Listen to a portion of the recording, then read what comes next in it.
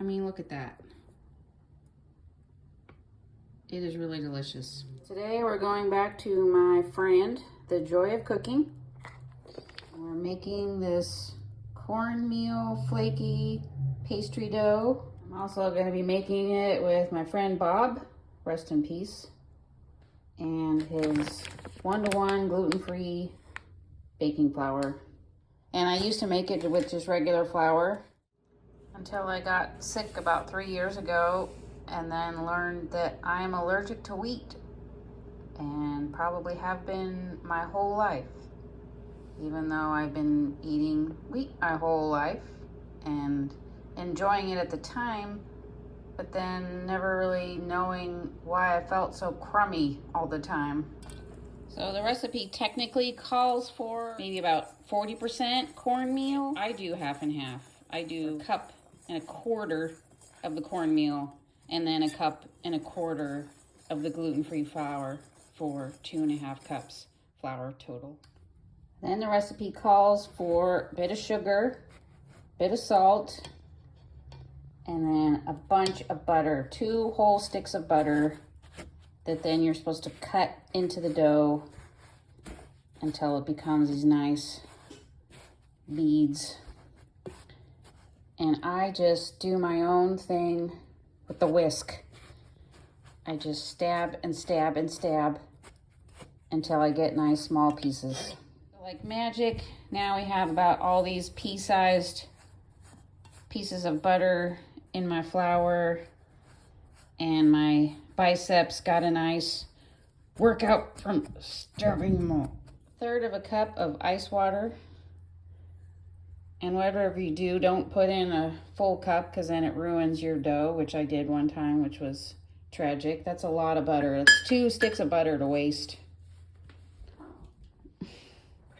And then you need your dough. You divide it in half, put it in the fridge for several hours, because one thing I have learned is this dough should be really cold, because the gluten-free flour is incredibly frustrating to roll out.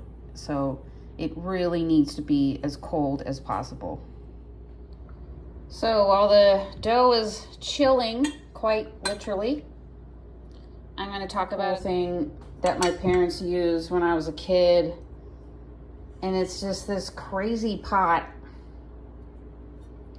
that I just can't get rid of, even though I really don't use it anymore. The shape is fun, and it has this detachable handle, which I don't know why. It's easier to store, is easier to transport. I just don't know, but I love it, and I can't get rid of it. Whenever I think of this pan, I think of Kraft macaroni and cheese, because I think I used to make it all the time when I was first living with roommates, and we would make it in this pan because you didn't need any other dishes. You could just drain the water with the lid and then mix in the butter and milk and the cheese sauce, and then we just ate it right out of the pan. Don't need to dirty any other dishes except for the spoon. Of course, I can no longer eat regular Kraft macaroni and cheese, so thank gosh for people like Annie's who make gluten-free boxed mac and cheese with rice pasta. Man, it is delicious. All right, so here's a cold dough ready to go, and let's hope this rolls out with the least amount of frustration.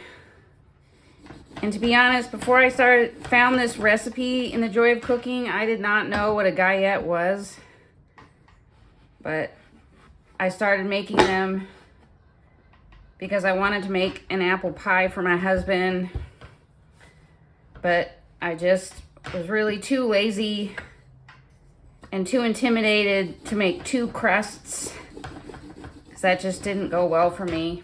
So when I saw this galette recipe in The Joy of Cooking that only had 1 crust, I was very happy to try it, and man, I'm glad I did. So I have a peach tree in the backyard, and in the late summer, early fall, when the peaches are ripe, I'll make myself a peach galette. But usually I'm making an apple galette. And some people, most people maybe, would probably peel the skins off the apple. But I like having the skins on the apples, and my husband and my mother-in-law like it that way too, and that's usually who I'm making the galette for, so I leave them on. So the recipe technically calls for you to put butter on your fruit and a lot more sugar than I put on. And then I typically add cinnamon, but I don't put butter on mine, and I put a lot less sugar on than the recipe calls for.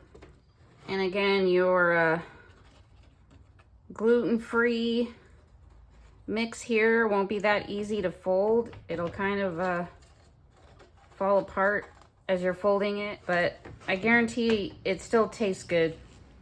And while the galette is in the oven, I'll tell you about the shirt that I'm wearing, which is for Pot Doughnuts in Seattle, because they make one of my favorite things on earth, and old-fashioned donuts with chocolate icing that, yes, I still pine for. But thanks to the joy of cooking, I can have something that really is, you know, almost as good as a Pot donut. I mean, look at that. It is really delicious. And yes, you don't even need to slice it and put it on a plate. You can just eat it with your hands, which is how my mother-in-law eats it. It's done. Would you like some? I just can't get over this cool handle, and I would just like to know why it's detachable. Maybe it's so it's harder to hit your husband over the head with it. I don't know.